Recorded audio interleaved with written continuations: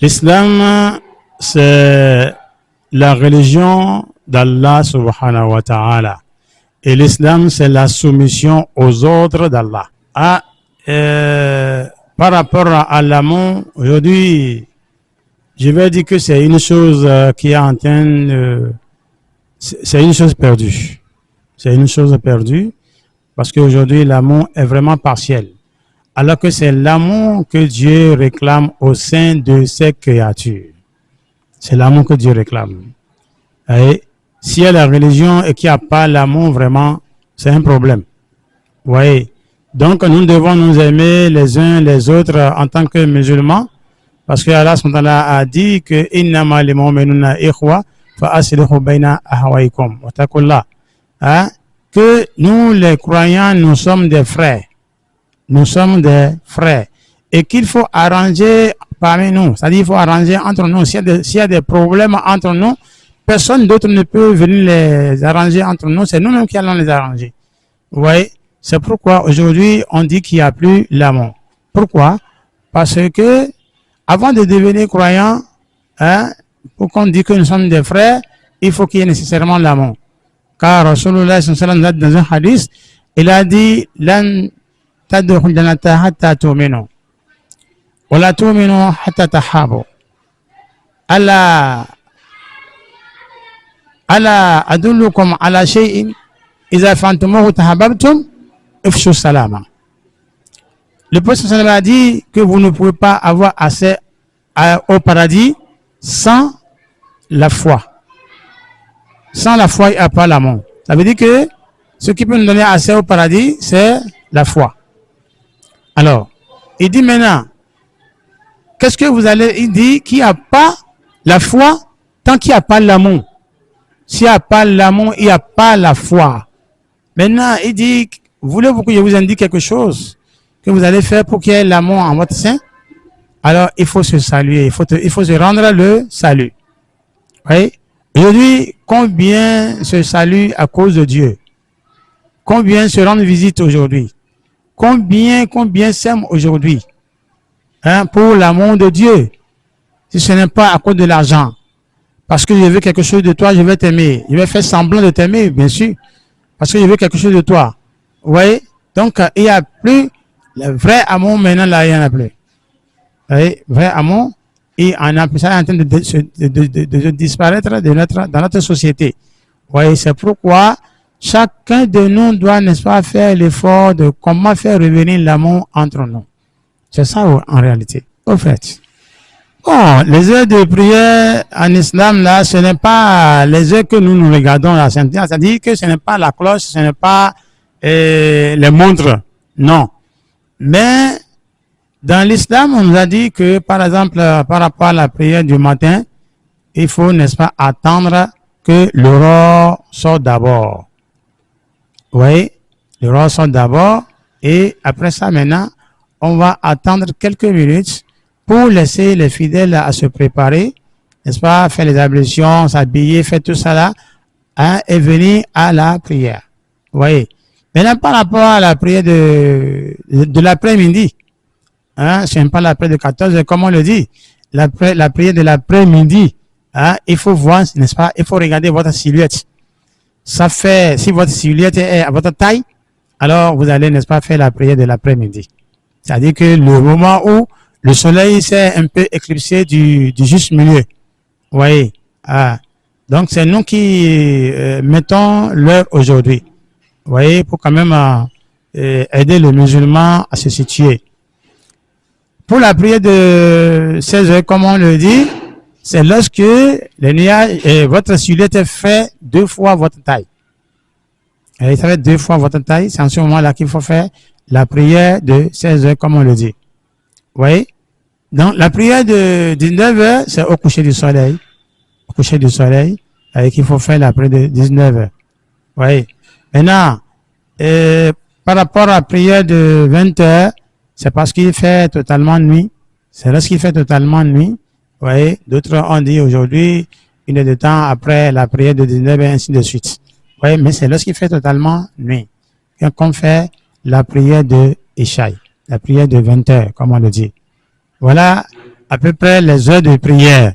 Vous voyez, c'est aujourd'hui que chacun de nous, dans nos mosquées, on met des heures comme on le veut. Vous voyez, il n'y a pas la passion dans l'islam, c'est plutôt le respect de la tradition du prophète Mohammed sallallahu alayhi wa sallam qui doit nous, n'est-ce pas, nous animer. Bon, au fait, est-ce que ce n'est pas les savants qui ne veulent pas apprendre aux enfants? Les savants veulent bien sûr apprendre aux enfants, mais c'est plutôt les parents qui n'envoient plus les enfants comme cela se doit. C'est-à-dire qu'ils s'occupent plus des enfants par rapport à l'école coranique. C'est l'école académique là que chacun de nous essaye de se donner. Vous voyez. Ce n'est pas évident. Ce n'est pas évident parce que c'est à l'école coranique qu'on peut apprendre à l'effort sa religion. Sa religion qui est l'islam. C'est à l'école coranique qu'on peut lui apprendre sa religion. Vous voyez. Mais aujourd'hui, les oulémas essayent de faire leur effort, mais il reste la participation des parents de ces enfants-là, de ces élèves-là. L'islam, quand on dit l'islam, là, c'est la seule religion au vu d'Allah. C'est la seule religion au vu d'Allah. Il n'y a plus d'autres religions que, soi-disant, musulmans peuvent encore pratiquer si ce n'est pas l'islam. Vous voyez? Alors, lorsque il n'y a pas l'éducation de base, il n'y a pas l'éducation de base pour un enfant musulman, il peut se retrouver dans les endroits pareils. Vous voyez, c'est ça, au fait. Sinon, normalement, dans nos maisons, il n'y a pas d'éducation de base. Vous voyez, pourquoi? Parce que, non seulement qu'il faut envoyer les enfants à l'école coranique, il doit avoir aussi des cercles d'enseignement à la maison. Cercles d'enseignement à la maison. Ce n'est pas que, d'abord, la maman de l'enfant doit être éduquée par le papa. La maman d'abord. On éduque la maman d'abord parce que c'est les mamans qui sont à la maison.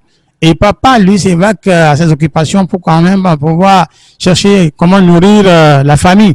Vous voyez? Mais il a le devoir d'éduquer aussi la maman. Si la maman est bien éduquée, les enfants seront aussi éduqués. Mais quand la maman n'est pas éduquée, la maman ne prend son temps que de faire le ménage, préparer tout ça là, vous voyez, et laissant les enfants à leur faire. Que Dieu nous pardonne. C'est ça qui amène ces problèmes aujourd'hui. Parce que quand bien même l'enfant ne s'occupe pas de quelque chose, c'est-à-dire qu'on n'occupe pas l'enfant du Coran, des hadiths, du Rasulullah sallallahu alayhi wa sallam, par exemple, maintenant, s'il voit les amis du quartier dans le vagabondisme, il va les suivre. S'il voit les amis du quartier derrière Egungun, il va les suivre. Parce que lui ne sait pas si c'est bon ou pas. Vous voyez, il n'a pas été éduqué, il ne sait pas si c'est bon ou pas, il va les suivre. Jusqu'à se retrouver dans une autre religion endogène. Bon, ce qu'on peut dire là est que je vais revenir sur nous les parents. Sur nous les parents. Il faut que nous essayions de commencer par revoir notre copie vis-à-vis de nos enfants.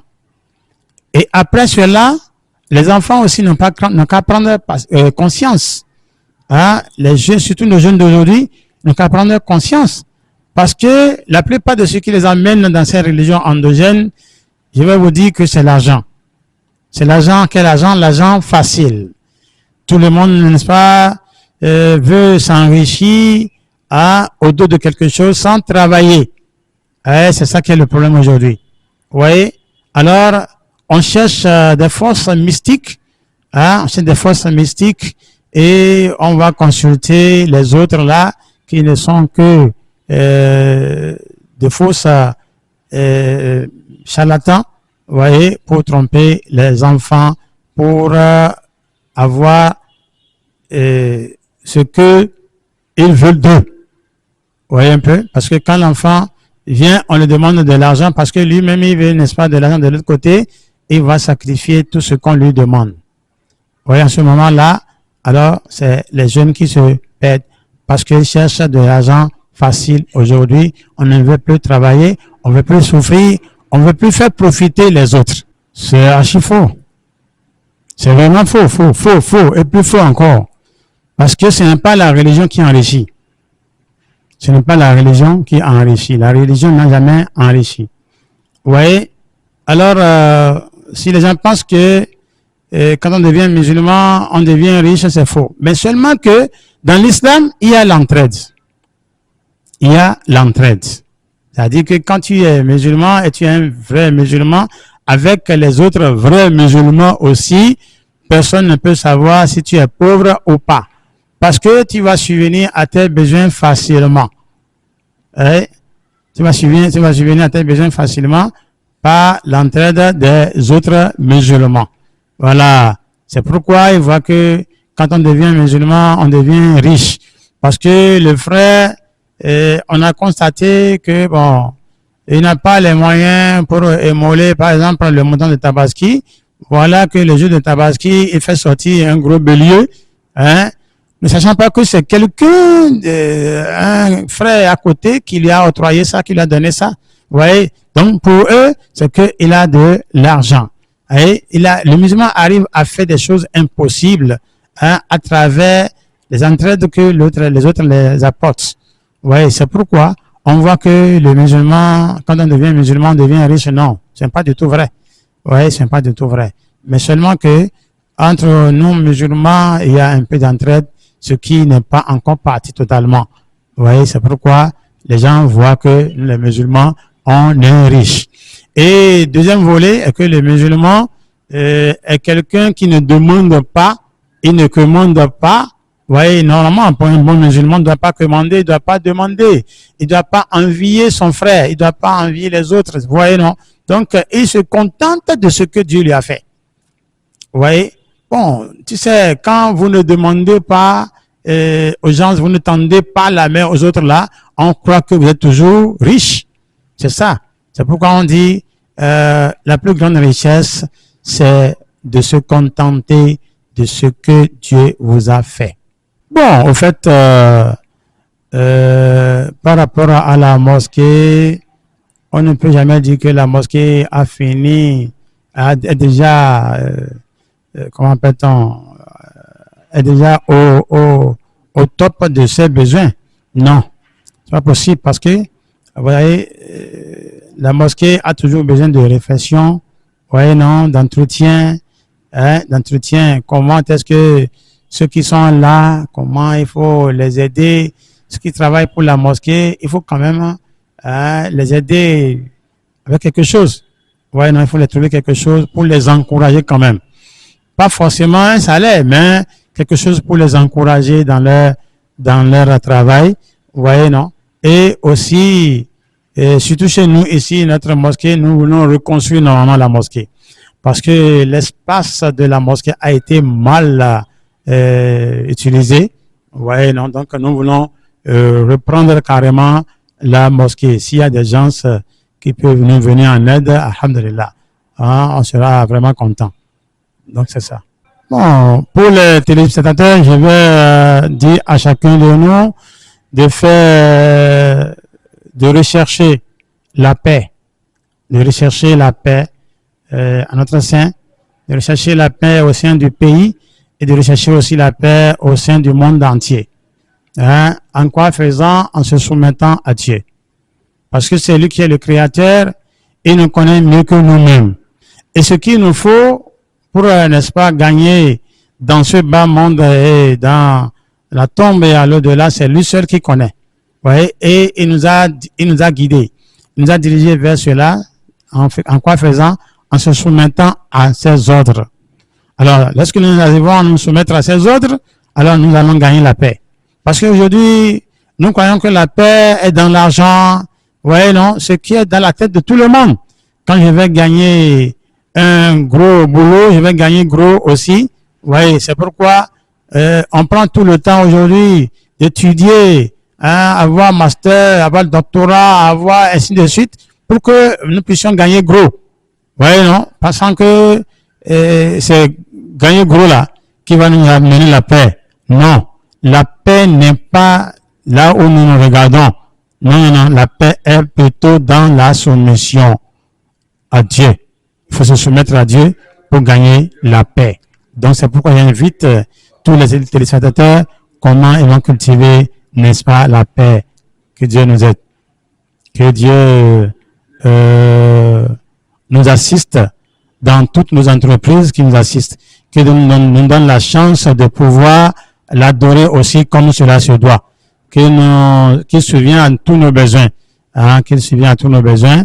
Que Dieu n'a qu'à changer les cœurs en bien.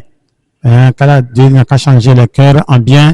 Et que Allah, subhanahu met la pitié dans le cœur de chacun de nous pour que nous puissions avoir pitié les uns des autres. Voilà. On peut contacter par WhatsApp ou appel aussi. Appel direct, il n'y a pas de problème. Bon, ici nous avons deux contacts. Il y a le 97 75 32 30 et le 97 32 108 63.